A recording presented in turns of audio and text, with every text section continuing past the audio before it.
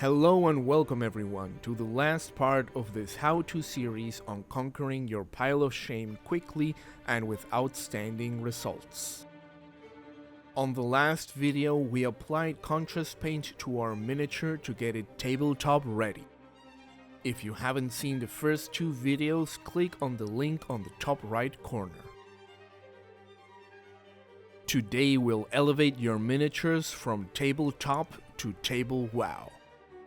This optional step can be done before the first game or even later down the road. We'll build on the existing contrast paintwork, using it as a guide to add highlights and emphasize textures on different areas of the miniature. We'll start with larger areas and interior sections, then move to smaller details and the outer edges, leaving the metallic parts for the very end. We'll begin with the robes. To maintain the leather appearance, we'll use Vallejo Game Color Khaki for selective highlights. Apply small dots of khaki to emphasize small sections of the edges.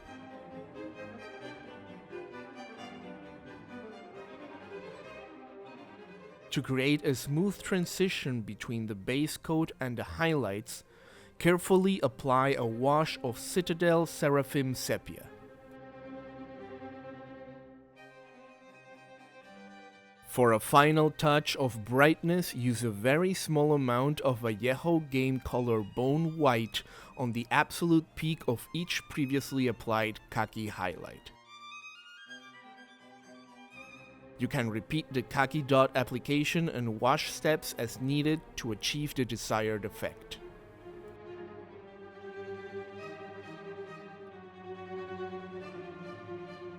Moving on to the black areas. This includes the gloves, the boots, and the cloak.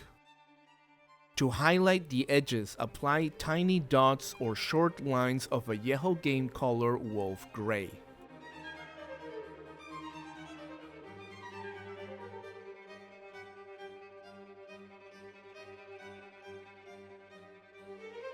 Similar to the robes, we'll create depth and unify the tones with a wash of Citadel Dragonhof Nightshade.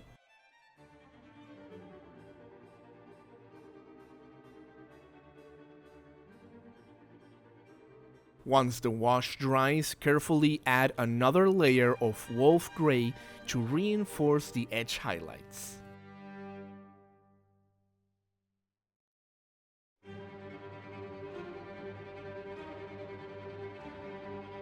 Let's focus on the trim along the robe and cloak.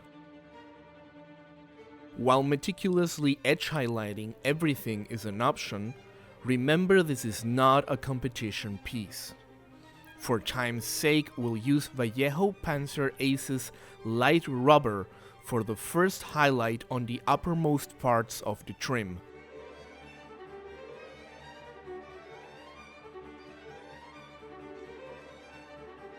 For a final pop of light, add a highlight of Citadel Grey Sear on the absolute most raised points of the trim.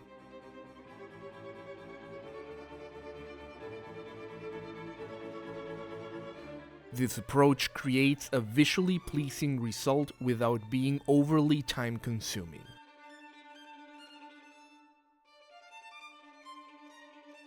For the beard, the process is straightforward.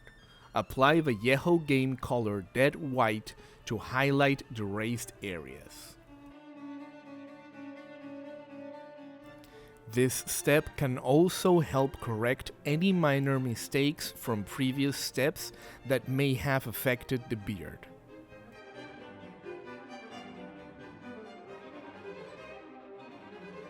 The skin is simple. We'll base coat with AK Whole Red, assuming your miniature is dark-skinned like mine. Then mix a little AK Ice Yellow with the Whole Red, leaving the darker areas visible to show depth. For the final highlight, think of a 4:1 mix of Ice Yellow to Whole Red. Apply this mix to the most raised areas of the skin, like the cheekbones and the forehead. The sword grip uses a similar approach to the skin. Begin with a base coat of Vallejo game color Scarlet Red. Next, apply Vallejo Model Air Red, leaving some of the previous red showing in the recesses for a natural depth effect. For the final edge highlight, use Vallejo game color Orange Fire on the uppermost edges of the grip. Optionally, to achieve a brighter and somewhat velvety red appearance, you can apply a glaze of Model Air Red after completing these steps. Now for the crest on the miniature's back. We'll use AK Deep Yellow for some edge highlighting and to paint the most prominent areas.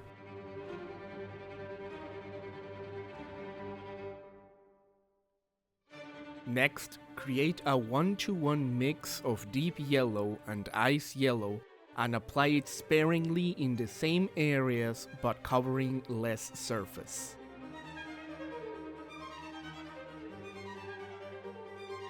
To add a touch of realism, we can incorporate some battle damage. Mix Vallejo game color black and Citadel Mournfang brown in a 3-to-1 ratio.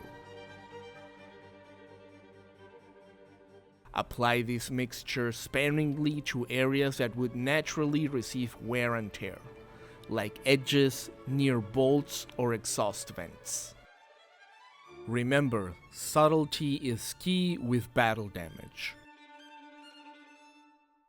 For additional depth, you can add a very thin line of pure ice yellow along the bottom edge of some of the battle damage you just painted.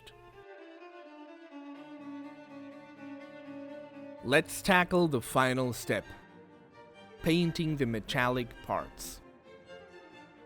I'm aiming for a bronze rust effect. If you'd like to explore metallic painting with contrast paints in more detail, check out the link on the top right corner. To achieve this effect, we'll first base coat the areas with Vallejo game color Teeny Tin.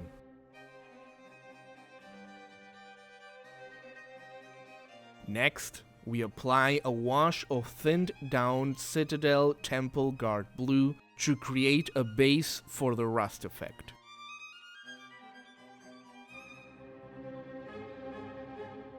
Finally, use Vallejo game color Bright Bronze, leaving the recesses to show the rust peeking through.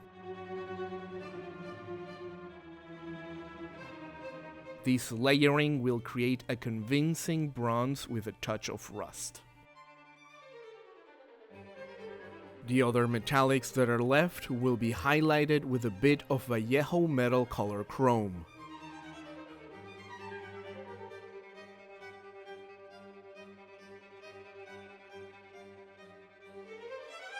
The last steps are already covered in other videos of my channel.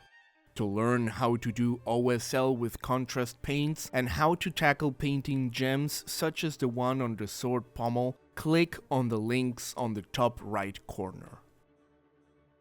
Now all that is left is to finish the base, paint the black rim and apply varnish to protect your miniature for future use. Thanks for joining me for the final part of this how-to series. I hope you learned something new about how to take your miniature a step further for an impactful look on the gaming table. If you enjoyed this video, please give it a thumbs up and subscribe for more content like this.